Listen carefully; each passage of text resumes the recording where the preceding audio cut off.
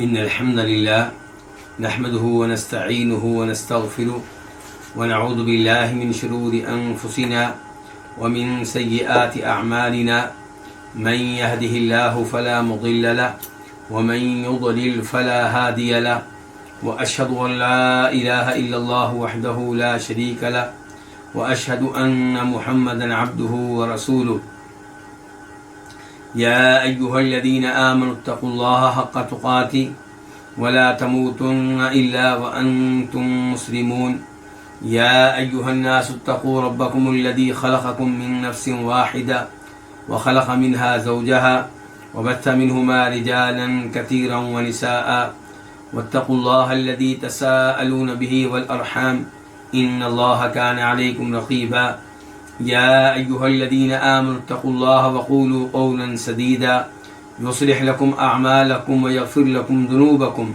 ومن يطع الله ورسوله فقد فاز فوزا عظيما أما بعد فإن خير الحديث كتاب الله وخير الهدي هدي محمد صلى الله عليه وسلم وشر الأمور محدثاتها وكل محدثة بدعة وكل بدعة ضلالة وكل ضلالة في النار. الوافی بما فی الصحیحین، صحیح بخاری اور صحیح مسلم کی احادیث پہ مشتمل ایک عظیم کتاب کو کتاب کے مؤلف نے 10 مقاصد میں تقسیم کیا ہے.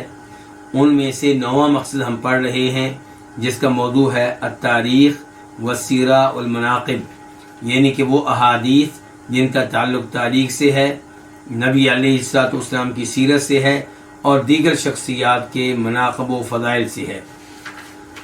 اور اس مقصد میں کئی کتب ہیں. ان میں سے ہم چوتھی کتاب پڑھ رہے ہیں اور وہ کیا ہے؟ الفضائل والمناقب، دیگر شخصیات کے فضائل اور ان کے مناقب. اس میں کئی ایک فصلیں ہیں. ان فصلوں میں سے تیسری فصل ہم شروع کر چکے ہیں اور اس فصل میں پھر کئی ایک ابواب ہیں. ان میں سے پہلا باب ہے فضل ابی بکر صدیق، کہ جناب ابو بکر رضی اللہ عنہ کی فضیلت. یہ ہم پڑھ چکے ہیں اور اس باب کی آخری حدیث آج پڑھیں گے. حدیث نمبر 1826 1826 میم. اس حدیث کو روایت کرنے والے امام مسلم ہیں. عن ابی ہریرہ رضی اللہ عنہ قال، روایت ہے جناب ابو ہریرہ رضی اللہ عنہ سے، وہ کہتے ہیں قال رسول اللہ صلی اللہ علیہ وسلم، فرمایا رسول اللہ صلی اللہ علیہ وسلم نے، من اصبح منکم اليوم صائما، تم میں سے کس نے آج روزے کی حالت میں صبح کی ہے؟ آج صبح تم میں سے کس نے روزہ رکھا ہے؟ قال ابو بکر انا، تو جناب ابو بکر نے کہا میں نے. قال، نبی علیہ السلام نے فرمایا فمن تبع منکم اليوم جنازہ، تم میں سے آج کس نے کسی جنازے کی پیروی کی ہے، جنازے کے پیچھے گیا ہے، یعنی کہ نماز جنازہ کی ادائیگی کے لیے اور کفن دفن کے لیے کون کسی جنازے کے ساتھ گیا ہے؟ قال ابو بکر انا، تو جناب ابو بکر فرمانے لگے میں نے یہ کام کیا ہے. قال، آپ نے تیسرا سوال کیا فمن اطعم منکم اليوم مسکینا، تم میں سے کس نے آج کسی مسکین کو کھانا کھلایا ہے؟ قال ابو بکر انا، ابو بکر فرمانے لگے میں نے. قال، تو فرمایا نبی صلی اللہ علیہ وسلم نے فمن عاد منکم اليوم مریضا، تم میں سے کس نے آج کسی مریض کی عیادت کی ہے؟ قال ابو بکر انا، ابو بکر کہنے لگے میں نے. فقال رسول اللہ صلی اللہ علیہ وسلم، تو فرمایا رسول اللہ صلی اللہ علیہ وسلم نے مجتمعنا فی امرئ الا دخل الجنہ، یہ 4 خصلتیں، یہ 4 اوصاف کسی بھی آدمی میں جمع نہیں ہوتے مگر وہ جنت میں داخل ہوگا. بڑی عظیم حدیث ہے. اس میں ایک تو ابو بکر کی شان معلوم ہوئی رضی اللہ تعالیٰ عنہ کی، کہ آپ نے خوشخبری دی کہ ابو بکر ان 4 اوصاف کی وجہ سے کہاں جائیں گے؟ جنت میں جائیں گے. دوسرے نمبر پہ اس حدیث سے مسئلہ یہ معلوم ہوا کہ جو کوئی یہ 4 کام ایک دن میں کرے گا وہ بھی جنت میں جائے گا، لیکن شرط یہ ہے کہ عقیدہ ٹھیک ہو، توحید کے اوپر ہو، نبی علیہ السلام کو آخری نبی مانتا ہو، عقیدے میں کوئی خرابی نہ ہو، کسی قسم کا کفر و شرک نہ پایا جاتا ہو، تو جو ایک دن میں 4 کام کرے گا وہ جنت میں داخل ہوگا۔ یہ 4 کام جن کا تذکرہ ہوا ہے، ان کے اوپر اگر آپ غور کریں گے تو پتہ چلے گا ایک کا تعلق اللہ تعالیٰ سے ہے، حقوق اللہ سے ہے، اور باقی 3 کا تعلق جو ہے وہ حقوق العباد سے ہے۔ مسکین کو کھانا کھلانا یہ حقوق العباد میں سے ہے، کسی مریض کی عیادت کرنا حقوق العباد میں سے ہے، کسی مسلمان بھائی کے جنازے میں شریک ہونا حقوق العباد میں سے ہے۔ تو آپ اندازہ لگا سکتے ہیں کہ اسلام میں حقوق اللہ کے ساتھ ساتھ حقوق العباد کی کتنی اہمیت ہے۔ تو یہ حدیث بڑی عظیم حدیث ہے، اس سے معلوم ہوتا ہے کہ روزہ رکھنے کی بہت بڑی فضیلت ہے، جنازے کی ادائیگی کی بہت بڑی فضیلت اور مقام ہے، مسکین کو کھانا کھلانا اس کا اسلام میں بہت بڑا مقام و مرتبہ ہے، مریض کی عیادت کرنا اس پہ جو اجر و ثواب ملتا ہے وہ بھی آپ سب لوگ جانتے ہیں۔ اس کے بعد آئندہ باب، وہ کیا؟ باب نمبر 2، باب فضل ابی بکر و عمر و عثمان، کہ جناب ابو بکر، عمر اور عثمان رضی اللہ عنہم کی فضیلت۔ پہلے باب تھا کس کی فضیلت کے بارے میں؟ صرف ابو بکر صدیق کی فضیلت کے بارے میں، اب باب ہے تینوں کی فضیلت کے بارے میں۔ حدیث نمبر 1827، 1827، قاف کا معنی ہوتا ہے اتفاق، یعنی کہ اس حدیث کے بیان کرنے پہ، روایت کرنے پہ اتفاق ہوا ہے، کس کا؟ امام بخاری کا اور امام مسلم کا۔ عن ابی ہریرہ رضی اللہ عنہ قال، روایت ہے جناب ابو ہریرہ رضی اللہ عنہ سے، وہ کہتے ہیں سمعت النبی صلی اللہ علیہ وسلم یقول، کہ میں نے نبی علیہ الصلوۃ والسلام سے سنا کہ آپ فرما رہے تھے، بین انا نائم، جب کہ میں سویا ہوا تھا۔ یہ کون کہہ رہے ہیں؟ اللہ کے نبی صلی اللہ علیہ وسلم فرما رہے ہیں میں سویا ہوا تھا، رأیتنی، میں نے خواب میں، نیند میں اپنے آپ کو دیکھا، علی قریب، ایک کنویں پہ، علیہا دلو، جس پہ ایک ڈول ہے، فنزعت منہا ما شاء اللہ، تو میں نے اس کنویں میں سے پانی نکالا، کھینچا جس قدر اللہ نے چاہا۔ ثم اخذها ابن ابی قحافہ، پھر اسے پکڑ لیا، کس کو؟ ڈول کو۔ کس نے پکڑ لیا؟ ابو قحافہ کے بیٹے نے۔ یہ کون ہے؟ ابو بکر صدیق رضی اللہ عنہ۔ ابو قحافہ ان کے والد ہوئے اور یہ ابو قحافہ کے بیٹے ہوئے۔ تو پھر اس ڈول کو پکڑ لیا ابو قحافہ کے بیٹے نے، یعنی کہ جناب ابو بکر نے۔ فنازع بها ذنوبا او ذنوبین، تو انہوں نے بھی اس کنویں سے 1 یا 2 ڈول پانی نکالا۔ ذنوب اس ڈول کو کہتے ہیں جو پانی سے بھرا ہوا ہو۔ تو ابو بکر صدیق نے بھی 1 یا 2 ڈول پانی نکالا۔ وفی نزعہ ضعف، اور ان کے پانی کھینچنے میں، ان کے ڈول کھینچنے میں کچھ کمزوری ہے۔ واللہ یغفر لہ ضعفہ، اللہ تعالیٰ انہیں ان کی کمزوری معاف فرمائے، اللہ تعالیٰ انہیں ان کی کمزوری بخش دے۔ یہاں کمزوری سے کیا مراد ہے؟ کمزوری سے مراد یہ ہے کہ جناب ابو بکر کا زمانہ خلافت بہت کم مدت پہ مشتمل ہوگا، صرف 2.5 سال ہوں گے، اور وہ جو چند 1 سال ہیں وہ بھی فتنوں میں گزر جائیں گے۔ ایک طرف ابو بکر صدیق مرتدین کا مقابلہ کر رہے ہوں گے، دوسری جانب مانعین زکوٰۃ کا مقابلہ کر رہے ہوں گے، تیسری طرف جھوٹے مدعیان نبوت کا مقابلہ کر رہے ہوں گے۔ تو مصروفیت اتنی ہوگی، مشغولیت اتنی ہوگی، فتنے اتنے ہوں گے کہ ان کے ڈول کھینچنے میں کچھ نہ کچھ کمزوری رہ جائے گی۔ تو اس میں ان کا کوئی قصور نہیں ہے، حالات ہی ایسے ہوں گے اور صورتحال ایسی پیدا ہو جائے گی۔ لیکن اس کے باوجود نبی علیہ الصلوۃ والسلام ابو بکر صدیق کو کیا دے دی ہے؟ دعا دے دی ہے کہ اللہ تعالیٰ انہیں ان کی کمزوری بخش دے۔ ثم استحالت غربا، پھر یہ ڈول تبدیل ہو گیا غربن، ایک بڑے ڈول کی شکل میں. غرب کہتے ہیں بڑے ڈول کو. فاخذها ابن الخطاب، تو اس بڑے ڈول کو اب پکڑ لیا کس نے؟ خطاب کے بیٹے نے. وہ کون ہے؟ عمر رضی اللہ عنہ.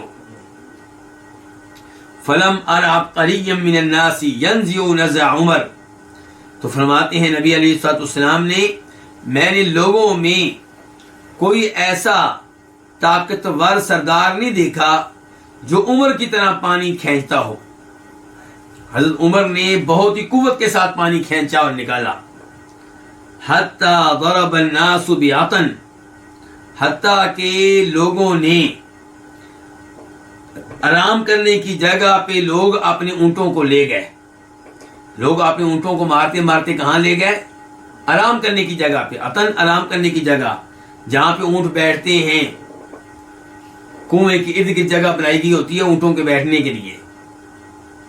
یعنی کہ اس کا مطلب ہے کہ عمر فاروق نے اتنا پانی کھینچا ہے، اتنی قوت سے کھینچا ہے کہ لوگوں نے پیا، اونٹوں نے بھی پیا، اور پھر لوگ اپنے اونٹوں کو لے گئے وہاں پہ جہاں اونٹ بیٹھتے ہیں اور آرام کرتے ہیں. تو اس حدیث سے فضیلت معلوم ہوئی جناب ابوبکر صدیق کی اور جناب عمر فاروق کی رضی اللہ تعالی عنہما. تو یہ بڑی عظیم حدیث ہے، اور یہ خواب ہے کس کا؟ نبی علیہ السلام کا. اور انبیاء کرام علیہ السلام کے خواب کیا ہوتے ہیں؟ سچ ہوا کرتے ہیں، شریعت ہوا کرتے ہیں، جھوٹ اور مکر سے پاک صاف ہوا کرتے ہیں. اس کے بعد حدیث نمبر 1828 1828 قاف. اس حدیث کے بیان کرنے میں اتفاق ہے کس کس کا؟ امام بخاری کا اور امام مسلم کا. عن ابی موسیٰ الاشعری، روایت ہے جناب ابو موسیٰ اشعری سے. کیا نام ہے ان کا؟ عبداللہ بن قیس. یہ وہ صحابی ہیں جو یمن سے آئے تھے کشتیوں پہ بیٹھ کے، اور تقریباً ان کی تعداد تھی 52، اور اس میں ان کے اپنے 2 بھائی بھی تھے. اور یہ پہنچ گئے تھے مدینہ کی بجائے حبشہ میں، اور وہاں جعفر طیار کے ساتھ رہے، اور پھر ایک ساتھ یہ سب لوگ سن 7 ہجری میں تب مدینہ پہنچے تھے جب کہ خیبر فتح ہو چکا تھا، ہو رہا تھا. تو ابو موسیٰ اشعری سے روایت ہے انہ توضأ فی بیتہ، کہ انہوں نے اپنے گھر میں وضو کیا. کنہوں نے؟ ابو موسیٰ اشعری نے. ثم خرج، پھر وہ نکلے کہاں سے؟ اپنے گھر سے. کہتے ہیں فقلت، تو میں نے کہا، یعنی کہ اپنے دل میں میں نے کہا، لألزمن رسول اللہ صلی اللہ علیہ وسلم ولأکونن معه یومی ھذا، میں آج لازمی طور پہ نبی علیہ السلام کے ساتھ لگا رہوں گا، آپ کے ساتھ چمٹا رہوں گا، آپ سے الگ نہیں ہوں گا، اور آپ کے ساتھ اپنے اس دن میں رہوں گا. قال، راوی کہتے ہیں، راوی کون؟ ابو موسیٰ اشعری خود کہتے ہیں فجاء المسجد، کہ وہ مسجد میں آئے. اپنے بارے میں کہہ رہے ہیں کہ وہ مسجد میں آئے. فسأل عن النبی صلی اللہ علیہ وسلم، اور لوگوں سے پوچھا، سوال کیا نبی علیہ السلام کے بارے میں کہ آپ کہاں ہیں. فقالوا، تو لوگوں نے کہا، خرج، آپ نکل گئے ہیں، ووجہ ہا ہونا، اور آپ نے اس جانب کا رخ کیا ہے، اس جانب نکلے ہیں، اس جانب گئے ہیں. فخرجت علی اثرہ، ابو موسیٰ اشعری کہتے ہیں کہ میں آپ کے پیچھے نکلا، میں بھی مسجد سے نکلا اور میں نے بھی اسی جانب کا رخ کیا. اسأل عنہ، میں آپ کے بارے میں سوال کرتا لوگوں سے، ان کی طرح اللہ کے رسول تو نہیں آئے، کہاں گئے، کس سائڈ پہ گئے. حتی دخل بئر اریس، یہاں تک کہ آپ داخل ہو گئے بئر اریس میں. بئر اریس یہ مدینہ کا ایک باغ ہے، اور اس میں کنواں بھی ہے، اور اسی کنویں میں نبی علیہ السلام کی وہ انگوٹھی گری تھی جو کس نے پہنی ہوئی تھی؟ جو جناب عثمان کے پاس تھی. اور یہ باغ جو ہے قباء کے قریب پڑتا ہے. فجلست، ابو موسیٰ اشعری کہتے ہیں فجلست، میں بیٹھ گیا، عند الباب، دروازے کے پاس، وبابها من جرید، اور اس باغ کا جو دروازہ تھا وہ کس کا تھا؟ کھجور کی ٹہنیوں سے بنا ہوا. حتی قضا رسول اللہ صلی اللہ علیہ وسلم حاجتا، یہاں تک کہ نبی علیہ السلام نے اپنی حاجت کو پورا کیا. فتوضا، اور آپ نے کیا کیا؟ وضو کیا. پہلے آپ نے اپنی حاجت کو پورا کیا، پھر آپ نے وضو کیا. فقمت الیہ، تو میں آپ کی طرف اٹھ کر گیا. فاذا هو جالس علی بئر اریس، تو آپ بیٹھے ہوئے ہیں بئر اریس پہ، اریس نامی کنویں پہ. وتوسط قفها، اور آپ نے کنویں کے کنارے کو، جس کو کیا کہتے ہیں؟ منڈیر، اس کو سینٹر میں کر رکھا ہے، یعنی کہ بیچ میں آپ بیٹھے ہیں، کنویں کے بیچ میں آ کر. وکشف عن ساقیہ، اور آپ نے اپنی پنڈلیوں کو ننگا کیا ہوا ہے. ودلاہما فی البئر، اور دونوں پنڈلیاں آپ نے کنویں میں لٹکا رکھی ہیں. یہ سب کچھ کون بیان کر رہے ہیں؟ ابو موسیٰ اشعری. فسلمت علیہ، میں نے آپ کو سلام کیا. ثم انصرفت، پھر میں مڑ آیا. فجلست عند الباب، اور میں دروازے کے پاس بیٹھ گیا.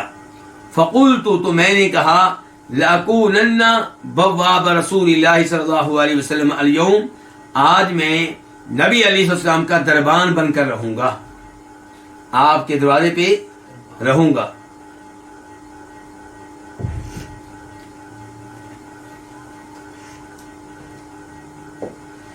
فجاء ابو بکر، ابو بکر رضی اللہ عنہ آئے. فدفع الباب، انہوں نے دروازے کو دھکیلا. فقلت، میں نے کہا، من ھذا، یہ کون ہے؟ فقالت، انہوں نے کہا، ابو بکر، میں کون ہوں؟ ابو بکر ہوں. فقلت، میں نے کہا، علی رسلک، آپ ٹھہریے، رکیے. ثم ذهبت، پھر میں گیا. کون کہہ رہے ہیں میں گیا؟ ابو موسیٰ اشعری کہہ رہے ہیں. فقلت، تو میں نے کہا، یا رسول اللہ، اے اللہ کے رسول، ھذا ابو بکر یستأذن، یہ ابو بکر ہیں جو کہ اجازت مانگ رہے ہیں. یہ ابو بکر ہیں آپ کے پاس آنے کی اجازت مانگ رہے ہیں. فقال، تو آپ علیہ السلام نے فرمایا، اذن لہ، ابو بکر کو آنے کی اجازت دے دو. وبشرہ بالجنہ، اور انہیں جنت کی خوشخبری دے دو. فاقبلت، تو میں آیا. حتی قلت لابی بکر، یہاں تک میں نے ابو بکر سے کہا، ادخل، آپ داخل ہو جائیں، آپ آ جائیں. ورسول اللہ صلی اللہ علیہ وسلم یبشرک بالجنہ، اور اللہ کے رسول علیہ السلام آپ کو جنت کی خوشخبری دے رہے ہیں. خوشخبری کس کو مل رہی ہے؟ ابو بکر.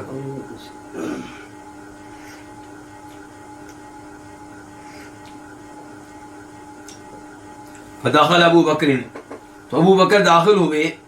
فجلس عن یمین رسول اللہ صلی اللہ علیہ وسلم معه فی القف، تو وہ نبی علیہ السلام کے دائیں جانب آپ کے ساتھ منڈیر پہ بیٹھ گئے. وَدَلَّ رِجْلَيْهِ فِي الْبِئْرِ، اور آپ نے، اور انہوں نے بھی، کنہوں نے؟ ابو بکر نے بھی اپنے دونوں پاؤں کنویں میں لٹکا لیے، جیسا کہ نبی علیہ السلام نے کیا تھا. یعنی کہ انہوں نے اللہ کے رسول کا طریقہ اختیار کیا، کیونکہ آپ سے محبت کرتے تھے، آپ کی پیروی کرتے تھے. وَكَشَفَ عَنْ سَاقَيْهِ، اور انہوں نے بھی اپنی پنڈلیاں کیا کر لی؟ ننگی کر لی. کنہوں نے؟ ابو بکر صدیق نے. ثُمَّ رَجَعْتُ، ابو موسیٰ اشعری کہتے ہیں پھر میں واپس چلا آیا. فَجْلَسْتُ، تو میں بیٹھ گیا. کہاں بیٹھ گیا؟ دروازے کے پاس.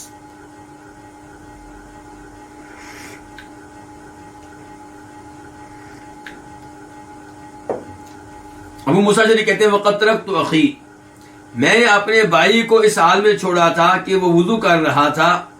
وَيَلْحَقُنِي، اور اس نے مجھے آ ملنا تھا.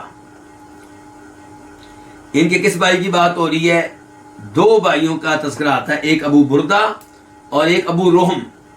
یا ان کے بھائی ابو بردہ تھے، ابو رحم تھے، اور ان کے اپنے ایک بیٹے کی کنیت بھی ابو بردہ ہے، لیکن یہاں پہ مراد ان کے بھائی ہیں.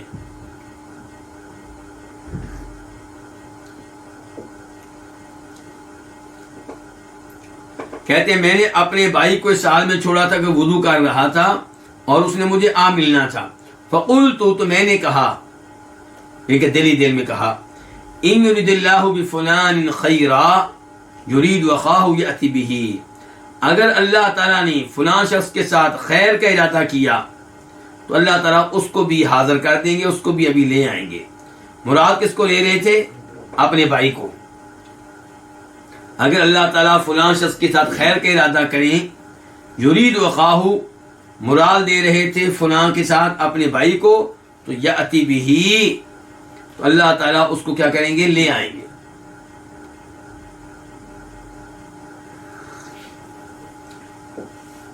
فَإِذَا إِنسَانٌ يُحَرِّكُ الْبَابَ، تو اچانک ایک انسان تھا، کوئی آدمی تھا، دروازے کو حرکت دے رہا تھا۔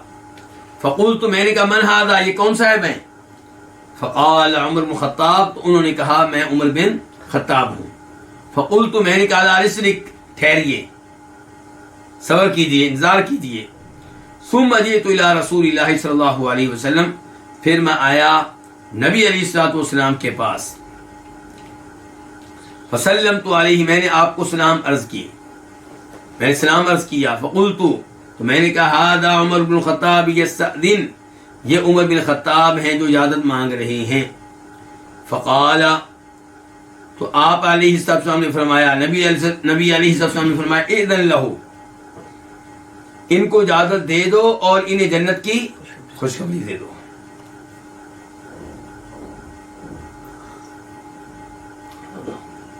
فجئت، تو میں آیا، کہاں آیا؟ دروازے پہ۔ فقلت، تو میں نے کہا عمر فاروق سے ادخل، آپ داخل ہو جائیں۔ وبشرک رسول اللہ صلی اللہ علیہ وسلم بالجنہ، اور نبی علیہ السلام نے آپ کو جنت کی خوشخبری دی ہے۔ دوسری روایت میں آتا ہے کہ عمر فاروق نے اس پہ اللہ کی حمد و ثنا بیان کی۔ خوشخبری کس نے دی؟ اللہ کے رسول نے۔ تو عمر فاروق نے شکریہ کس کا ادا کیا؟ اللہ رب العزت کا، اللہ کی حمد و ثنا بیان کی، کیونکہ اللہ کے رسول علیہ السلام جنت کی خوشخبری اپنی طرف سے نہیں دے رہے تھے، کس کی طرف سے دے رہے تھے؟ اللہ کی طرف سے۔ فداخلہ، تو وہ بھی داخل ہو گیا، کون؟ عمر رضی اللہ عنہ۔ فجلس، تو بیٹھ گئے، مع رسول اللہ صلی اللہ علیہ وسلم، نبی علیہ السلام کے ساتھ، فی القفی، منڈیر پہ، عن یسارہ، آپ کی بائیں جانب۔ ابو بکر کس جانب بیٹھے تھے؟ آپ کی دائیں جانب، اور عمر فاروق بیٹھے ہیں آپ کی بائیں جانب۔ وَدَلَّ رِجْلَيْهِ فِي الْبِئْرِ، اور انہوں نے بھی اپنے دونوں پاؤں لڑکا لیے، کہاں؟ کنویں میں۔ ثم رجعت، ابو موسیٰ اشعری کہتے ہیں پھر میں واپس آ گیا، کہاں؟ دروازے پہ۔ فجلست، تو میں بیٹھ گیا۔ فقلت، تو میں نے کہا، یعنی کہ دل میں، ان یرید اللہ بفلان خیرا، اگر اللہ تعالیٰ فلاں شخص کے ساتھ خیر کا ارادہ فرمائیں تو یأتی بہ، تو اللہ تعالیٰ اس کو لے آئیں گے۔ فجاء انسان، تو ایک انسان آیا، یحرک الباب، اس حال میں دروازے کو حرکت دے رہا تھا۔ فقلت، میں نے کہا من ھذا، یہ کون ہے؟ فقال عثمان بن عفان، انہوں نے کہا میں کون ہوں؟ عثمان بن عفان ہوں۔ فقلت، میں نے کہا لا رسلک، آپ ٹھہریے، انتظار کیجیے۔ فجئت الى رسول اللہ صلی اللہ علیہ وسلم، تو میں نبی علیہ السلام کے پاس آیا اور آپ کو بتایا، کیا بتایا؟ کہ عثمان آئے، جی اجازت مانگ رہے ہیں۔ فقال، آپ نے کہا اذن لہ، ان کو بھی اجازت دے دو، وبشرہ بالجنہ علی بلوی تصیبہ، اور انہیں جنت کی خوشخبری دے دو اس ازمائش پہ، اس ازمائش کے بعد تصیبہ، جو ان پہ آئے گی، انہیں پہنچے گی۔ ایک ازمائش کا سامنا کرنا پڑے گا۔ تو ازمائش کیا تھی کہ کچھ لوگ، باغی لوگ آئے اور انہوں نے ان کے گھر کا کیا کر لیا تھا؟ محاصرہ کر لیا تھا، گراؤ کر لیا تھا، اور یہ محاصرہ، یہ گراؤ کئی دن تک جاری رہا، حتیٰ کہ انہیں قتل کر دیا گیا اور شہید کر دیا گیا۔ فجئتہ، ابو موسیٰ اشعری کہتے ہیں میں ان کے پاس آیا، کن کے پاس؟ عثمان بن عفان کے پاس۔ فقلت لہ، میں نے ان سے کہا ادخل، آپ داخل ہوں، وبشرک رسول اللہ صلی اللہ علیہ وسلم بالجنہ، اور اللہ کے رسول علیہ السلام نے آپ کو جنت کی خوشخبری دی ہے، علی بلوی تصیبک، اس ازمائش کے بعد جو آپ کو پہنچے گی۔ ایک روایت میں آتا ہے فحمد اللہ، کہ یہ الفاظ سن کے عثمان بن عفان نے اللہ کی کیا بیان کی؟ حمد و ثنا کس بات پہ؟ جنت کی خوشخبری ملی ہے. اور پھر یہ بھی کہا اللہ المستعان، کہ اللہ ہی سے میں مدد مانگتا ہوں. کیا مطلب؟ یعنی کہ اللہ کے رسول نے بتا دیا میرے اوپر ازمائش آئے گی تو ازمائش پہ میں صبر کروں، اس بارے میں مجھے اللہ کی مدد کی ضرورت ہے، میں اللہ سے مدد مانگتا ہوں. فداخل، اب یہ بھی داخل ہو گیا کون؟ عثمان. فوجد القفہ قد ملیئا، تو انہوں نے منڈیر کو اس حال میں پایا کہ وہ بھری ہوئی ہے. کس کے ساتھ بھری ہے؟ نبی علیہ السلام کے ساتھ اور ابو بکر و عمر کے ساتھ. فجلس، تو وہ بیٹھ گئے. کون؟ عثمان. وجاہہ، ان کے سامنے. کن کے؟ اللہ کے نبی کے. تو عثمان بیٹھ گئے اللہ کے نبی کے سامنے. من الشق الآخر، لیکن دوسری جانب سے. اب کنواں کی ایک منڈیر ادھر ہوگی، پھر پانی ہے، اور پھر ایک منڈیر ادھر بھی ہے. تو عثمان بن عفان آپ کے سامنے بیٹھے ہیں دوسری جانب سے، جبکہ آپ کے ساتھ ساتھ کون بیٹھے ہیں؟ دائیں جانب ابو بکر اور بائیں جانب عمر. قال سعید بن المسیب، یا مسیب، سعید بن مسیب کہتے ہیں فاولتها، تو میں نے اس سے مراد کیا لیا ہے؟ قبورہم، ان کی قبریں. اس کا کیا مطلب ہے؟ یہ تابعی ہے.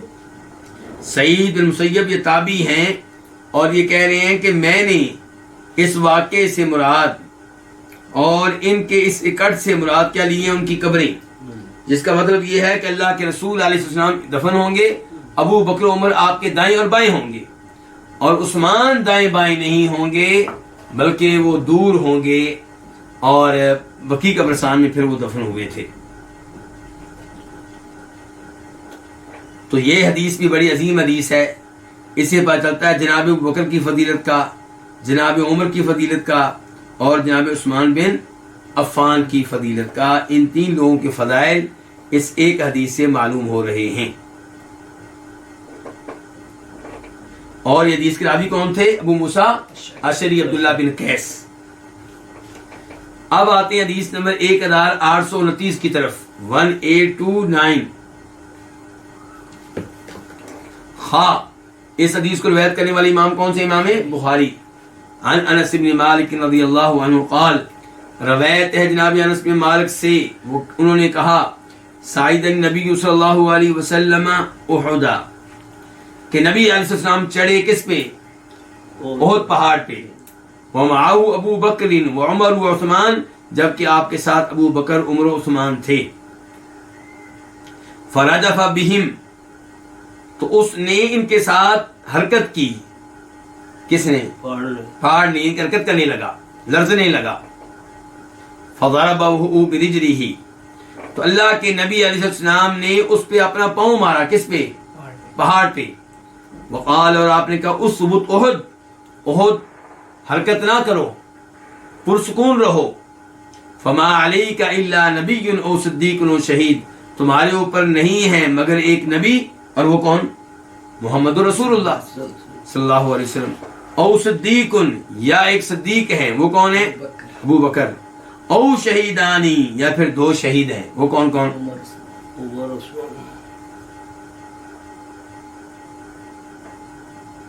وہ کون ہے دو شہید جی؟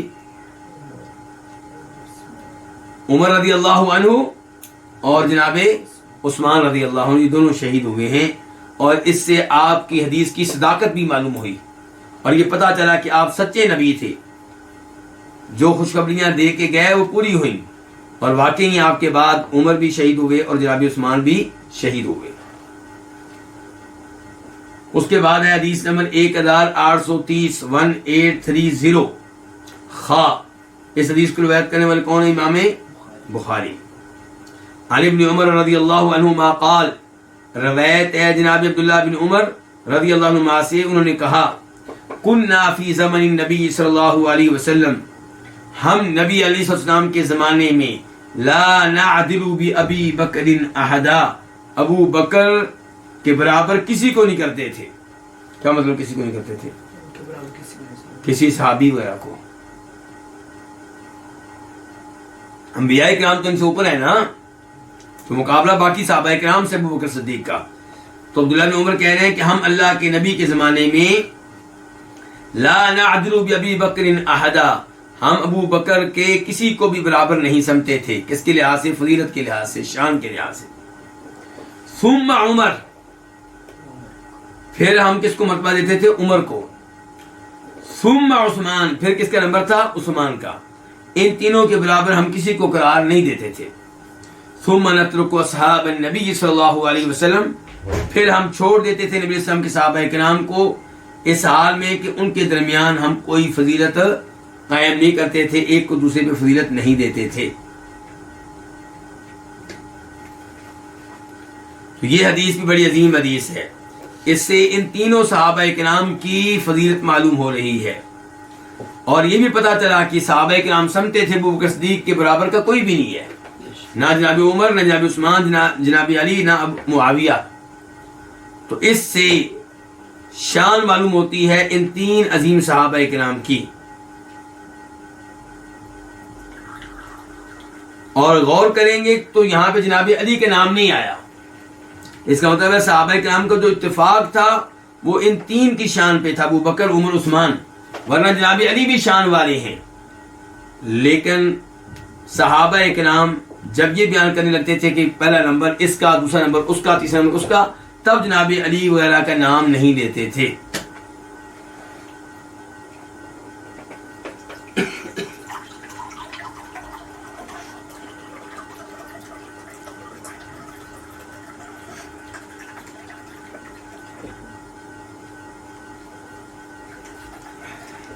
اب اس کے بعد باب ہے، باب نمبر 3. یہ کیا ہے؟ باب فضائل عمر بن خطاب، عمر بن خطاب کی فضیلت. حدیث نمبر 1831 1831 قاف. اس حدیث کی بیان کرنے پہ اتفاق ہے کس کس کا؟ امام بخاری کا، امام مسلم کا.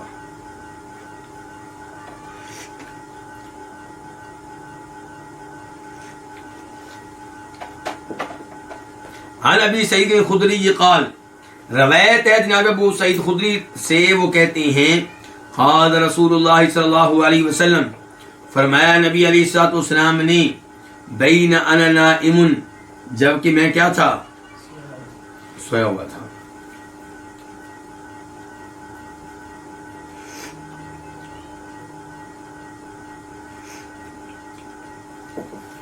اللہ کے رسول فرماتے ہیں بین انا نائم، جبکہ میں سویا ہوا تھا. اس کا مطلب ہے اس حدیث میں بھی اللہ کے رسول کیا بیان کرنے لگے؟ اپنا خواب. تو آپ کہتے ہیں جبکہ میں سویا ہوا تھا، رأیت الناس، میں نے لوگوں کو دیکھا، یعرضون علیہ، وہ میرے سامنے پیش کیے جا رہے ہیں، انہیں میرے سامنے لایا جا رہا ہے. وعلیہم قمص، جبکہ ان پہ چند قمیصیں ہیں، اس کے علاوہ کچھ نہیں ہے.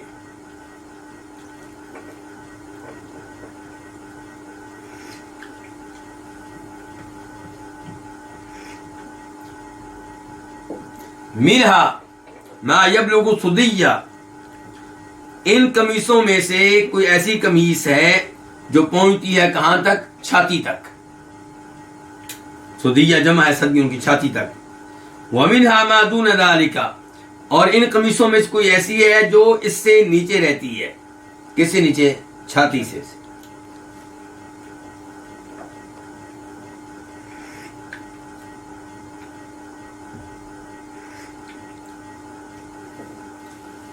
ومنہا ما دون ذالک، اور ان قمیصوں میں سے کوئی وہ ہے جو اس سے نیچے رہتی ہے. کس سے نیچے؟ چھاتی سے.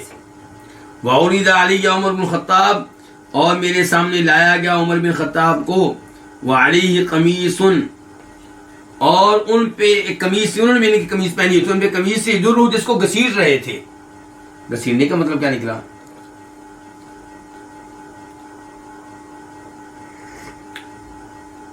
باقی لوگوں کی قمیص یا پہنچ رہی چھاتی تک یا چھاتی سے کچھ نیچے، اور عمر فاروق کی قمیص اتنی لمبی ہے کہ کہاں لگ رہی ہے؟ زمین پہ لگ رہی ہے. ان پہ قمیص ہے جس کو گھسیٹ رہی ہیں. قالوا، صحابہ کرام نے کہا فما اولت ذلک یا رسول اللہ، اے اللہ کے رسول آپ نے اس خواب کی کیا تعبیر کی ہے؟ قال الدین، اس سے مراد کیا ہے؟ دین ہے.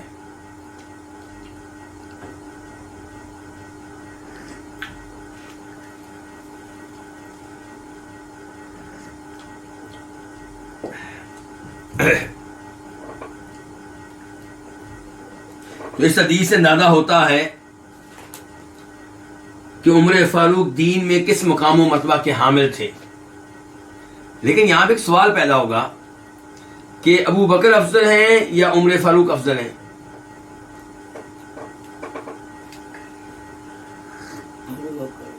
ہمارا عقیدہ یہ ہے کہ ابو بکر افضل ہیں، لیکن پھر اس حدیث کا کیا کریں گے؟ یہاں پہ تو آپ کہہ رہے ہیں کچھ لوگ ہیں جن کی قمیصیں چھاتی تک ہیں، کچھ کی ان سے بھی نیچے ہیں، اور عمر فاروق کی قمیص ایسی ہے جو زمین کو گھسیٹ رہی ہے، زمین میں گھسٹ رہی ہے.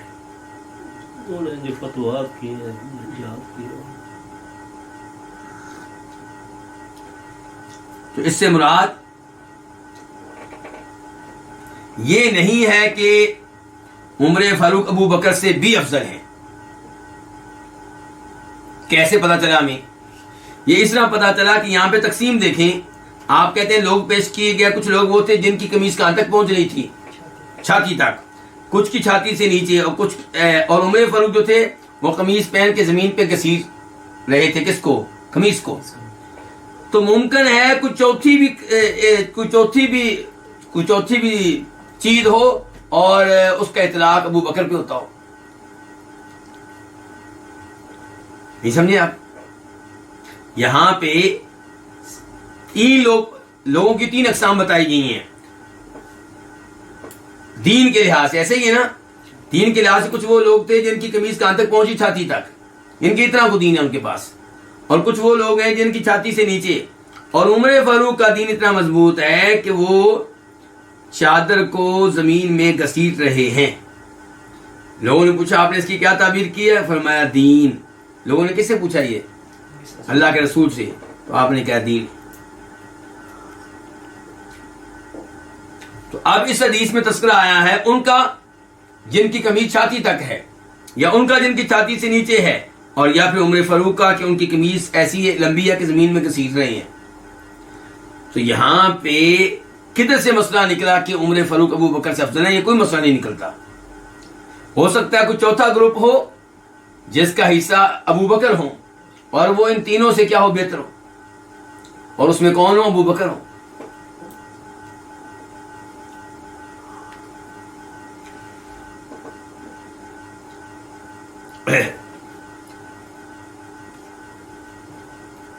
اور پھر اگر ہم یہ مان لیں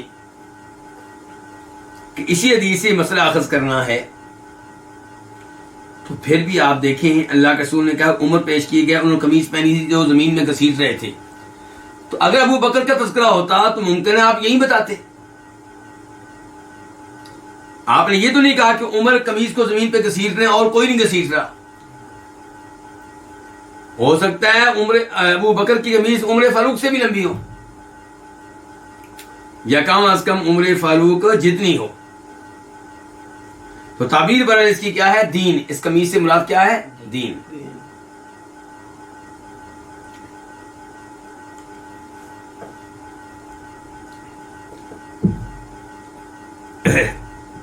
حدیث نمبر 1832 1832 قاف. اس حدیث کے بیان کرنے پہ اتفاق ہے کس کس کا؟ امام بخاری کا، امام مسلم کا. عن ابن عمر، روایت ہے کس سے؟ عبداللہ بن عمر رضی اللہ عنہ سے. قال، انہوں نے کہا سمعت رسول اللہ صلی اللہ علیہ وسلم یقول، قال کہ میں نے سنا نبی علیہ السلام سے کہ آپ نے فرمایا بین انا نائم، جب کہ میں سویا ہوا تھا. اب تک کتنے خواب پڑھ چکے ہیں ہم آج اللہ کے رسول السلام کے؟ ایک دودھ والا جو بھی پڑھنے لگے ہیں، اور ایک اس کا قمیص والا، اور اس کے علاوہ کیا پڑھا ہم نے؟ ہاں اس کے علاوہ آج ہم نے کوئی فی الحال خواب نہیں پڑھا. تو یہ 2 ہو گئے، ایک خواب دین والا، ایک علم والا. علم والا کیا ہے؟ وہ بھی پڑھنے لگے ہیں. عبداللہ بن عمر سے روایت ہے، وہ کہتے ہیں میں نے سنا نبی علیہ السلام سے کہ آپ نے فرمایا جب کہ میں سویا ہوا تھا، اتیت بقدح لبن، میرے پاس پیالہ لایا گیا کس چیز کا؟ دودھ کا. فشربت، تو میں نے پی لیا. کیا پی لیا؟ پیالے کے دودھ میں سے. حتی انی لأری الرئی یخرج فی اظفاری، یہاں تک کہ میں دیکھتی ہوں کہ سرابی جو ہے وہ نکل رہی ہے میرے ناخنوں میں سے، میرے ناخنوں میں سے۔ یہ کون کہہ رہے ہیں؟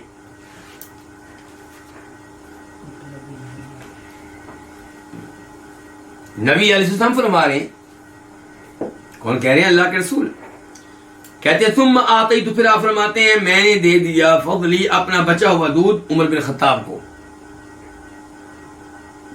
قالوا، صحابہ کرام نے کہا فما اولتہ یا رسول اللہ، اے اللہ کے رسول اس خواب کی آپ نے کیا تعبیر کی ہے؟ قال العلم، اس سے مراد کیا ہے؟ علم۔ اس کا مطلب یہ ہے کہ نبی علیہ السلام نے اپنا بچا ہوا دودھ عمر فاروق کو دیا ہے، اس میں کیا گیا ہے؟ علم گیا ہے۔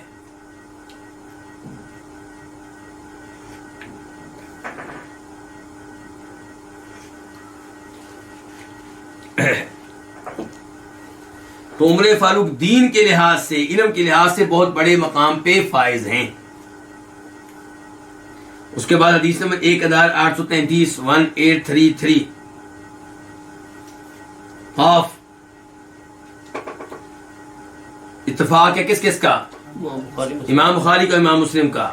عن ابن عباس کی روایت ہے، کسی عبداللہ ابن عباس سے، یہ بھی آل بیت میں سے ہیں، آپ کے چچا عباس کے بیٹے ہیں۔ قال، وہ کہتے ہیں وضی عمر علی سریرہ، عمر کو رکھ دیا گیا ان کی چارپائی پہ۔ رکھ دیا گیا، اس سے کیا مراد ہے؟ مطلب ہے کہ فوت ہو چکے ہیں، فوت ہونے کے بعد ان کی میت کو چارپائی پہ رکھ دیا گیا۔ فتکنفہ الناس، تو لوگوں نے اس چارپائی کو یا عمر فاروق کو گھیرے میں لے لیا۔ یدعون، اس حال میں کہ وہ دعائیں کر رہے تھے، کس کے لیے؟ عمر فاروق، عمر کے لیے رضی اللہ عنہ۔ ویصلون، اور ان کی تعریفیں کر رہے تھے، قبل ان یرفع، پہلے اس کے کہ ان کو اٹھایا جائے۔ کہاں سے؟ زمین سے۔ یعنی کہ ابھی جنازے کو اٹھایا نہیں گیا تھا جنازہ پڑھنے کے لیے، تب کی بات ہے کہ عبداللہ بن عباس کہتے ہیں کہ لوگوں نے عمر فاروق کو گھیرے میں لے رکھا تھا، ان کے لیے دعائیں کر رہے تھے، ان کی تعریفیں کر رہے تھے، قبل ان یرفع، پہلے اس کے کہ ان کو زمین سے اٹھایا جائے۔ وَأَنَا فِيهِمْ، عبداللہ بن عباس کہتے ہیں میں بھی ان میں تھا۔ کن میں؟ جو جناب عمر فاروق کی چارپائی کے ارد گرد کھڑے تھے، گھیرے میں لیے ہوئے تھے، ان میں بھی تھا، جو دعائیں ان کے لیے کر رہے تھے، ان کی تعریفیں کر رہے تھے۔ کہتے ہیں فَلَمْ يَرُعْنِي إِلَّا رَجُلٌ آخِذٌ مَنْكِبِهِ، مجھے نہیں چونکایا،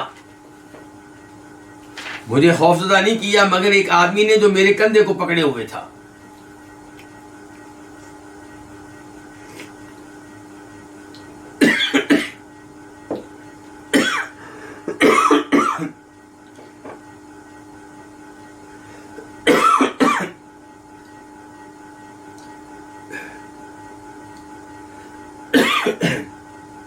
کندھا کس کا پکڑا گیا ہے؟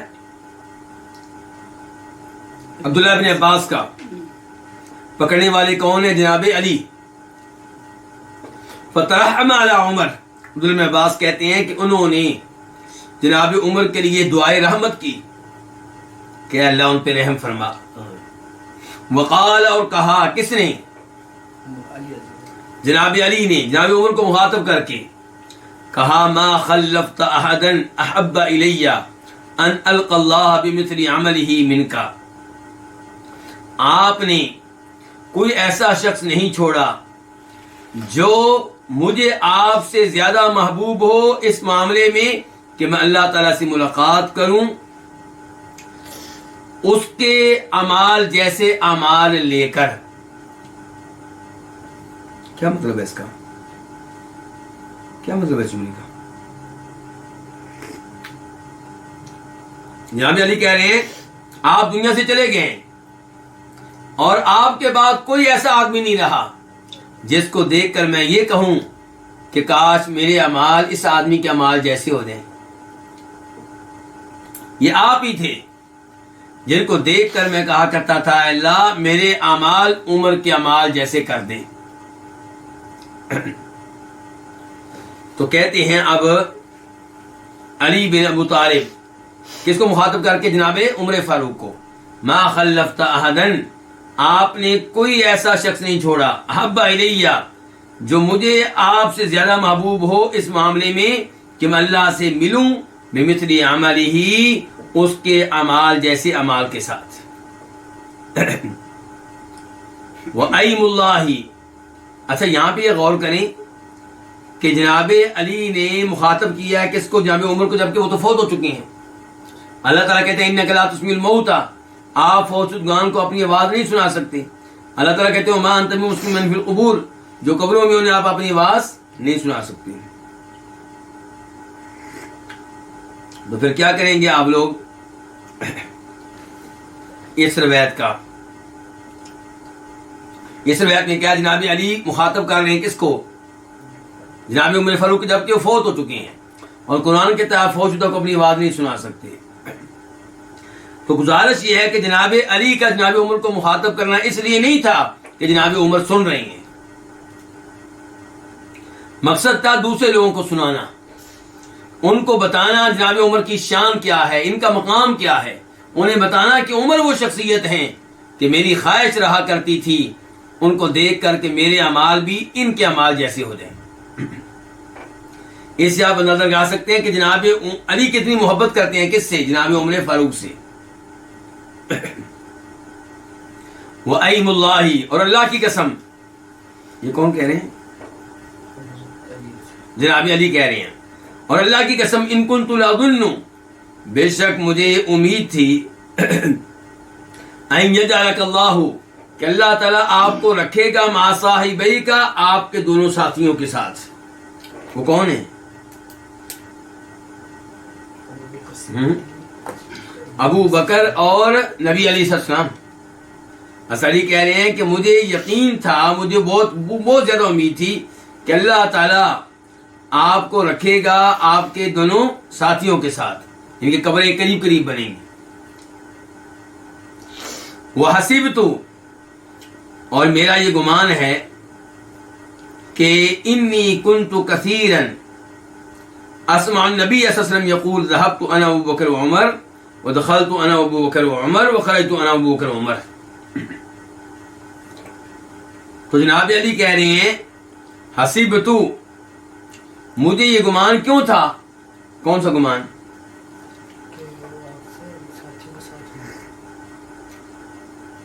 کہ اللہ تعالیٰ آپ کو آپ کے دونوں ساتھیوں ابو بکر اور نبی علیہ السلام کے ساتھ رکھے گا. میرا یہ گمان کیوں تھا؟ کیونکہ میں بہت زیادہ نبی علیہ السلام کو یہ کہتے ہوئے سنتا تھا کہ میں اور ابو بکر و عمر گئے. کہاں گئے؟ کوئی بھی واقعہ آپ بتاتے تو آپ کہتے میں ابو بکر عمر گئے. ودخلت انا ابو بکر و عمر، اور میں اور ابو بکر اور عمر داخل ہوئے. وخرجت انا ابو بکر و عمر، اور میں اور ابو بکر و عمر کیا کیا جی؟ نکلے. کہاں سے؟ گھر سے، جدھر سے بھی، جو بھی بات آپ بتاتے. لیکن اللہ کے رسول السلام اپنا تذکرہ کرتے کرتے ساتھ کس کا تذکرہ کرتے تھے؟ ابو بکر و عمر کا.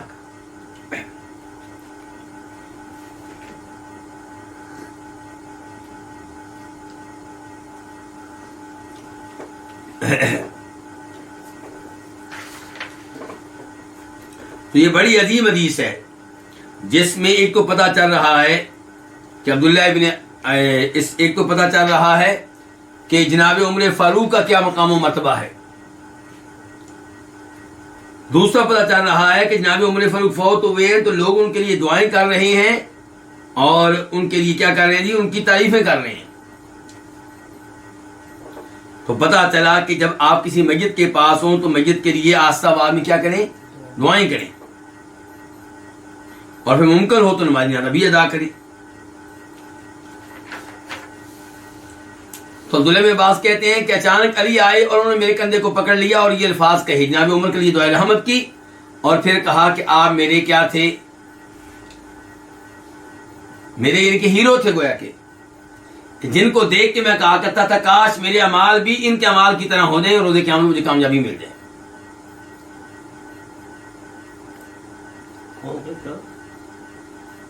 جناب علی کہتے ہیں عمر فاروق کو مخاطب کر کے کہ آپ ہی میرے وہ ہیرو ہیں جن کے بارے میں، یہ میں مفہوم بیان کر رہا ہوں، ہیرو کے الفاظ استعمال نہیں کیے، مفہوم یہ ہے کہ آپ میرے وہ ہیرو ہیں جن کو دیکھ کے میں کہا کرتا تھا کہ کاش میرے اعمال بھی ان کے اعمال جیسے ہو جائیں۔ اور پھر کہا کہ مجھے امید تھی کہ اللہ تعالیٰ آپ کا ساتھ آپ کے دو ساتھیوں کے ساتھ کرے گا، ابو بکر کے ساتھ، اللہ کے رسول کے ساتھ، اور ایسا ہی ہوا۔ پہلے اللہ کے رسول فوت ہوئے، پھر ابو بکر ہوئے، اب آپ فوت ہوئے ہیں، اور قبریں بھی ایک ساتھ بن رہی ہیں۔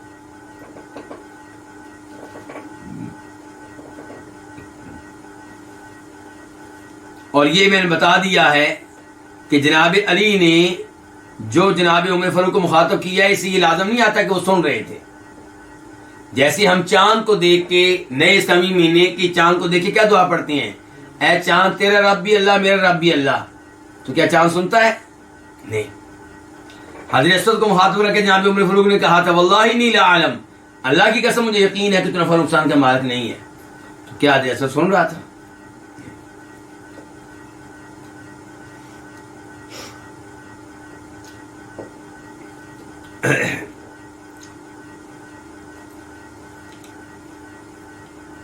اس کے بعد ہے حدیث نمبر 1834 1834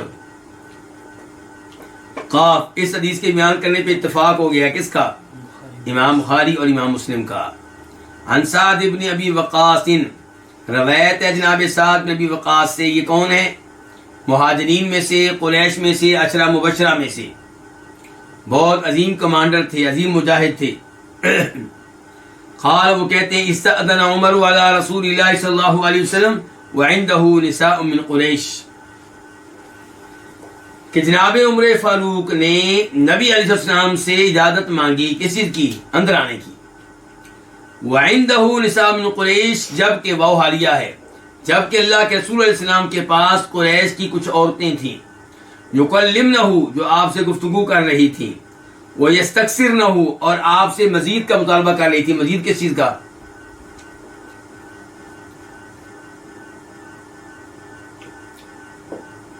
مزید خرچے کا، کہ آپ جو خرچہ ہمیں دیتے ہیں اس میں کیا کریں؟ اضافہ کریں۔ عالیۃ اصواتہن، وہ آپ سے کلام کر رہی تھیں، آپ سے مزید کا مطالبہ کر رہی تھیں، اس حال میں کہ ان کی آوازیں کیا تھیں؟ بلند تھیں۔ فلما استأذن عمر، جب جناب عمر فاروق نے اجازت مانگی، تو قمنا یبتدرن الحجاب، تو وہ کھڑی ہو گئی اس حال میں کہ پردے کی طرف بھاگ رہی تھی۔ کدھر بھاگ رہی تھی؟ یعنی کہ کوئی پردہ لگا ہوا ہوگا اس کے پیچھے جا رہی تھی، یا ہر کوئی اپنا پردہ ٹھیک کر رہی تھی، اپنی چادر پکڑ رہی تھی تاکہ پردہ ہو جائے۔ فأذن له رسول اللہ صلی اللہ علیہ وسلم، تو اللہ کے رسول علیہ الصلوۃ والسلام نے ان کو اجازت دے دی۔ کن کو؟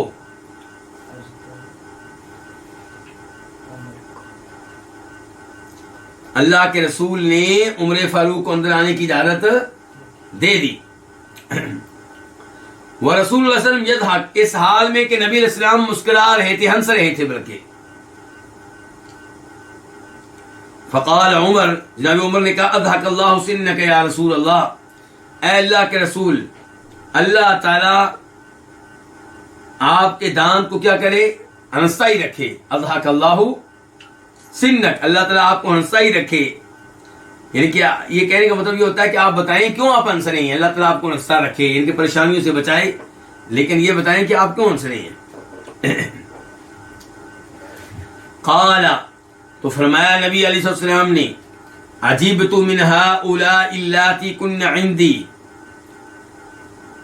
مجھے تعجب ہوا ان عورتوں پہ جو میرے پاس موجود تھیں۔ کس کام کے لیے موجود تھیں؟ ہاں، مطالبہ کرنے کے لیے کہ خرچہ بڑھا دیں۔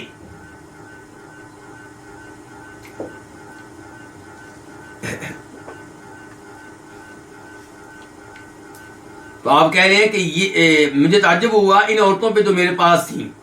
فلما سمعنا صوتک، جب انہوں نے آپ کی آواز سنی ہے عمر، ابتدرن الحجاب، تو یہ جلدی سے پردے میں چلی گئیں۔ جلدی سے کہاں چلی گئیں؟ پردے میں۔ قال عمر، جناب عمر کہنے لگے فانت یا رسول اللہ کنت احق ان یہبنا، اے اللہ کے رسول آپ اس بات کے زیادہ حقدار ہیں کہ یہ آپ سے خوف زدہ ہوں، آپ سے ڈریں، مجھ سے ڈرنے کی بجائے ان کو آپ سے ڈرنا چاہیے، آپ کا احترام کرنا چاہیے۔ ثم قال، پھر کہا کس نے؟ جناب عمر فاروق نے، ای عدوات انفسہن، اے اپنے آپ کی دشمنوں، اپنے آپ کی دشمنوں، اتحبننی، کیا تم مجھ سے ڈرتی ہو؟ ولا تحبن رسول اللہ، اور تم اللہ کے رسول سے نہیں ڈرتی ہو صلی اللہ علیہ وسلم۔ یعنی کہ مجھ سے ڈرنا، اللہ کے رسول سے نہ ڈرنا، اس کا نتیجہ کو اچھا نہیں ہوگا، یہ تم اپنے آپ سے دشمنی کر رہی ہو ایسے کام کر کے۔ قلنا نعم، انہوں نے آگے سے کیا کہا؟ ہاں، کیا مطلب؟ ہم آپ سے ڈرتے ہیں، آپ سے ڈرتی ہیں، اللہ کے رسول سے اتنا ہم نہیں ڈرتی۔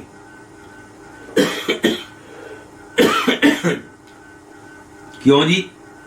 انت افضل واغلظ من رسول اللہ صلی اللہ علیہ وسلم، آپ نبی علیہ السلام سے بڑھ کر سخت ہیں۔ افضل جو زبان کے لحاظ سے سخت ہو، اور اغلظ دل کے لحاظ سے سخت ہو، تو آپ اللہ کے رسول علیہ السلام سے زیادہ سخت ہیں۔ قال رسول اللہ صلی اللہ علیہ وسلم، تب فرمایا نبی علیہ السلام نے کیا کہا؟ والذی نفسی بیدی، اس ذات کی قسم جس کے ہاتھ میں کیا ہے؟ میری جان ہے۔ ما لقیک الشیطان قط سالکا فجا الا سلک فجا غیر فجک، کبھی بھی شیطان آپ سے نہیں ملتا اس حال میں کہ آپ چل رہے ہوں کسی گلی میں،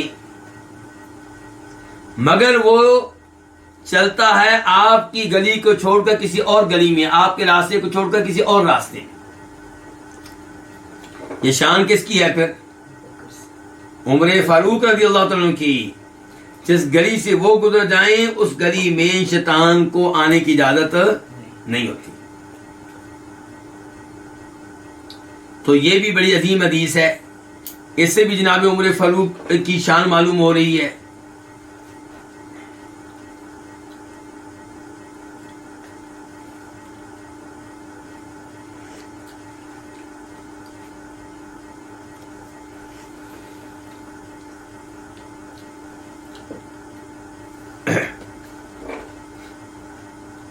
یہ جو کہا گیا کہ آپ اللہ کے رسول سے بڑھ کر سخت ہیں، تو کیا اللہ کے رسول سخت تھے؟ قرآن تو کہتا ہے سورہ آل عمران آیت نمبر 159 کہ وَلَوْ كُنْتَ فَضًّا غَلِيظَ الْقَلْبِ لَانفَضُّوا مِنْ حَوْلِكَ، اے اللہ کے رسول اگر آپ سخت ہوتے، سخت زبان ہوتے، تو یہ لوگ آپ کو چھوڑ کے بھاگ جاتے۔ صحابہ کرام آپ کو چھوڑ کے کیا ہوتا؟ بھاگ جاتے، چلے جاتے۔ تو کہنے کا مطلب یہ ہے کہ اللہ کے رسول علیہ السلام کو وہاں پہ قرآن کریم میں کہا جا رہا ہے اگر آپ سخت ہوتے، اس کا مطلب آپ سخت نہیں ہیں۔ اور یہاں پہ آپ کی بیویاں عمر فاروق سے کہہ رہی ہیں کہ تم اللہ کے رسول سے بڑھ کر سخت ہو۔ تو یہ کیا معاملہ ہے؟ بات یہ ہے کہ نبی علیہ السلام پہلی بات تو یہ ہے کہ سختی کرتے ہیں وہاں جہاں پہ سختی کرنی چاہیے، نجائز سختی نہیں کرتے۔ تو مثال کے طور پہ اللہ تعالیٰ نے کہا اے نبی، یا ایھا النبی جاہد الکفار والمنافقین واغلظ علیہم، آپ کافروں سے، منافقوں سے جہاد کیجیے اور ان پہ سختی کیجیے۔ تو آپ ایسے کافروں کے لیے سخت تھے جو مسلمانوں سے لڑنے والے ہوں، مسلمانوں کو تنگ کرنے والے ہوں۔ تو نبی علیہ السلام میں سختی وہاں تھی جہاں پہ ہونی چاہیے، اور جہاں پہ سختی نہیں ہونی چاہیے وہاں پہ آپ کیا ہوا کرتے تھے؟ نرم ہوا کرتے تھے۔ اس کے بعد حدیث نمبر 1835 1835 خا، اس حدیث کو روایت کرنے والے کون سے امام ہیں؟ امام بخاری۔ اور صحابی کون سی ہیں؟ جناب ابو ہریرہ۔ جناب ابو ہریرہ سے روایت ہے عن النبی صلی اللہ علیہ وسلم قال وہ روایت کرتے ہیں نبی علیہ الصلوۃ والسلام سے کہ آپ نے فرمایا انه قد كان فيما مضى قبلكم من الامم محدثون، کہ بے شک ان لوگوں میں جو تم سے پہلے گزر چکے ہیں کون ہوا کرتے تھے؟ محدث ہوا کرتے تھے۔ محدث کس کو کہتے ہیں؟ ایک ہوتا ہے محدث، حدیثیں بیان کرنے والا، وہ علماء جو حدیث کے علم کا ذوق شوق رکھتے ہیں، حدیثیں بیان کرتے ہیں، ان کو کیا کہتے ہیں؟ محدث۔ لیکن یہاں پہ محدث کا لفظ جو ہے وہ آیا تو ہے، لیکن معنی کیا ہے اس کا؟ پھر سن لیں، نبی صلی اللہ علیہ وسلم نے فرمایا بے شک بات یہ ہے کہ ان لوگوں میں ان امتوں میں جو تم سے پہلے گزر گئی ہیں، ان اقوام میں تم سے پہلے گزر گئی ہیں، کیا ہوا کرتے تھے؟ محدثون۔ تو محدثون وہ جن سے گفتگو کی جائے، جن کی زبان پہ حق، جن کی زبان سے حق نکلتا ہو لیکن وہ نبی نہ ہو۔ محدثون کا لفظی معنی کیا ہے؟ جن سے گفتگو کی جائے، جن پہ الہام ہو۔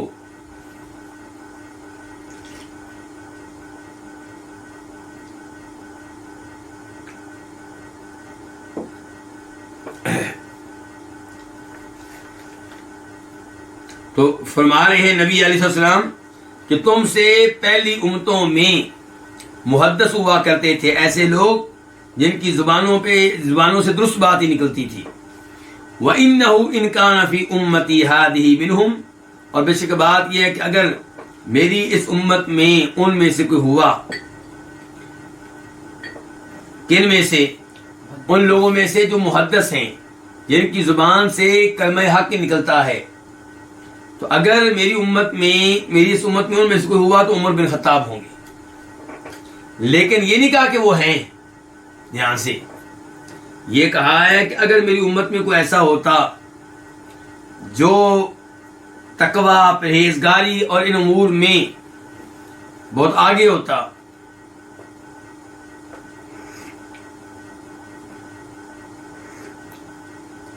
اگر میری امت میں کوئی ایسا ہوتا تو کون ہوتے؟ عمر بن خطاب ہوتے۔ تو اسے مطلب ہے عمر بن خطاب نہیں ہے، کیونکہ آپ کہہ رہے ہیں اگر میری امت میں کوئی ہوتا۔ یہ بات قابل توجہ ہے۔ اللہ کے رسول علیہ السلام نے جناب عمر فاروق کے بھی ملہم ہونے کی، محدث ہونے کی، مکلم ہونے کی نفی کر دی ہے۔ آپ کہتے ہیں پہلی امتوں میں ایسے لوگ ہوا کرتے تھے، اگر میری امت میں کوئی ہوا تو عمر ہوں گے، لیکن نہیں ہے، نہ عمر ہے نہ کوئی اور ہے۔ مکمل دین اللہ نے آپ کو دے دیا، اور اللہ تعالیٰ نے آپ کے بعد آنے والے علماء کو نبیوں کا وارث اور جانشین بنا دیا، وہ آپ کی تعلیمات لوگوں تک پہنچاتے رہتے ہیں۔ اس کے بعد حدیث نمبر 1836 1836 خا، اس حدیث کو روایت کرنے والی امام کون ہے؟ امام بخاری۔ عن انس قال، روایت ہے جناب انس بن مالک سے، انہوں نے کہا قال عمر، کہ عمر نے کہا وافقت ربی فی ثلاث، میں نے 3 چیزوں میں اپنے رب کی کیا کی ہے؟ موافقت کی ہے۔ پھر وہ بیان کرتے ہیں 3 چیزیں۔ فقلت، میں نے کہا یا رسول اللہ، اے اللہ کے رسول، لو اتخذنا من مقام ابراہیم مصلی، اگر ہم بنا لیں، کیا بنا لیں؟ مصلی، کس کو؟ مقام ابراہیم کو۔ مقام ابراہیم کس کو کہتے ہیں؟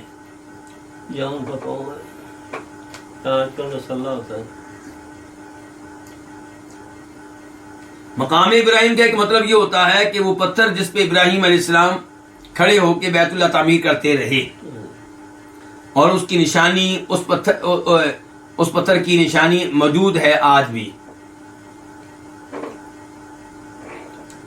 دوسرا یہ ہوتا، مقام ابراہیم سے مراد یہ ہو سکتا ہے کہ جہاں جہاں ابراہیم علیہ السلام نے قیام کیا حج کے دوران، مثال کے طور پہ مینا مقام ابراہیم ہے، وہاں پہ وہ رکے تھے۔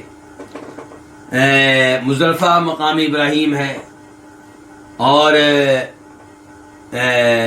میدان عرفات مقام ابراہیم ہے، طواف کی جگہ مقام ابراہیم ہے۔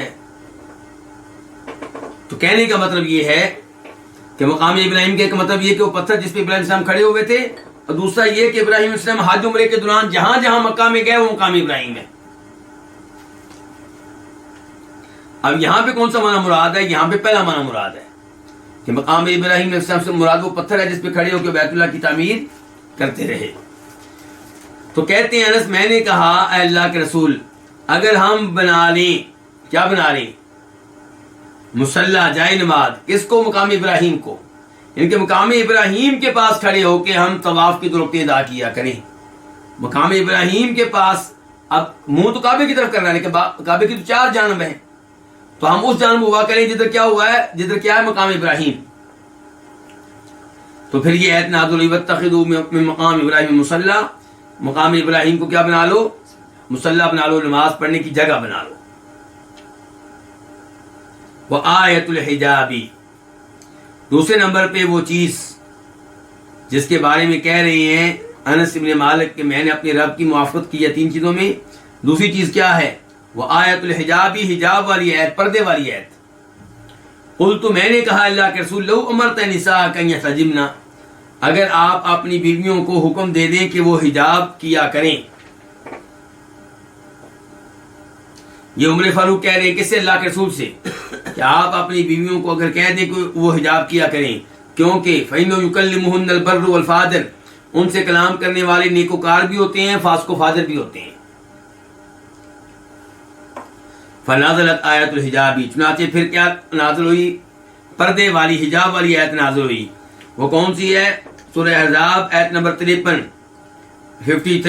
کہ وَإِذَا سَأَلْتُمُوهُنَّ مَتَاعًا، جب تم سوال کرو نبی علیہ السلام کی بیویوں سے کسی چیز کا، فَاسْأَلُوهُنَّ مِن وَرَاءِ حجاب، تو یہ سوال کیا کرو پردے کے پیچھے سے، پردہ درمیان میں ہونا چاہیے۔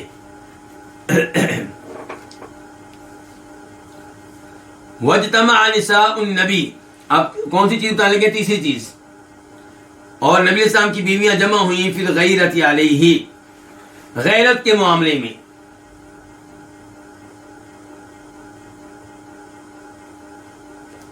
فقلت لهن، تو میں نے ان سے کہا، عسى ربه ان طلقكن، امید ہے کہ اگر آپ نبی علیہ السلام طلاق دے دیں تو آپ کا رب جو ہے ان يبدله ازواجا، وہ اللہ کے نبی کو تمہاری ان بیویوں سے بہتر کیا دے گا؟ بیویاں دے گا۔ چنانچہ یہ آیت نازل ہوئی۔ کون سی آیت؟ ہاں جی، عسى ربه ان طلقكن ان يبدله ازواجا خيرا منكن مسلمات مؤمنات قانتات تائبات عابدات، یہ جو آیت ہے سورہ تحریم کی، یہ نازل ہوئی جس میں یہ پیغام ہے کہ اگر اللہ کے نبی تم لوگوں کو طلاق دے دیں تو اللہ تعالیٰ آپ علیہ السلام کو تم سے کہیں بہتر بیویاں دے گا۔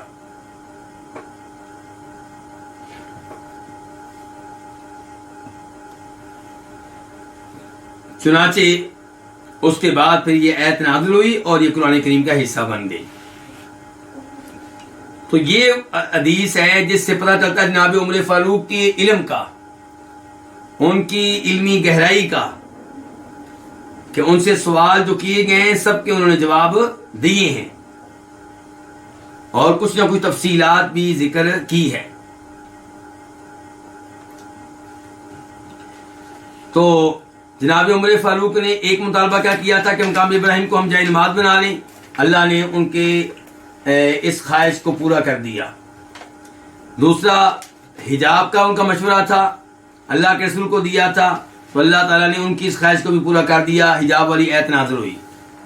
اور نبی السلام کی بیویاں آپ کے خلاف جمع ہو گئیں، تو انہوں نے آپ کے سے مطالبہ کیا تھا خرچے میں اضافے وغیرہ کا، تو عمر فاروق نے ان سے کہا کہ امید ہے کہ اللہ کے نبی کا رب، امید ہے کہ اللہ کے نبی کا رب تم سے بہتر بیویاں اللہ کے نبی کو دے، اگر اللہ کے نبی تمہیں طلاق دے دیں، اگر تمہیں کیا دے دیں؟ طلاق دے دیں۔ فقلت لهن، عمر فاروق کہتے ہیں میں نے ان بیویوں سے کہا، عسا، امید ہے، قریب ہے کہ ربہ، آپ کا رب، ان طلقکن، اگر اللہ کے نبی آپ کو طلاق دے دیں، ان یبدلہ، آپ کو متبادل کے طور پہ ایسی بیویاں دیں تم سے بہتر ہوں۔ چنانچہ یہ آیت نازل ہوئی۔ تو یہ 3 چیزیں ہیں جن میں جناب عمر فاروق نے زمین پہ مشورہ دیا ہے، اور اللہ رب العزت نے آسمانوں سے ان کے مطابق کیا کیا؟ وحی نازل کی ہے۔ تو اسے پتہ چلتا ہے جناب عمر فاروق کے علم کا اور ان کی علم کی گہرائی کا۔ تو آج ہم یہیں پہ اکتفا کرتے ہیں۔ فضائل عثمان انشاءاللہ یہ آئندہ درس کا حصہ ہوں گے۔ اللہ رب العزت آپ سب کو جزائے خیر دیں۔ بارک اللہ فیکم وصلی اللہ تعالی علی نبینا محمد وعلی آلہ وصحبہ اجمعین۔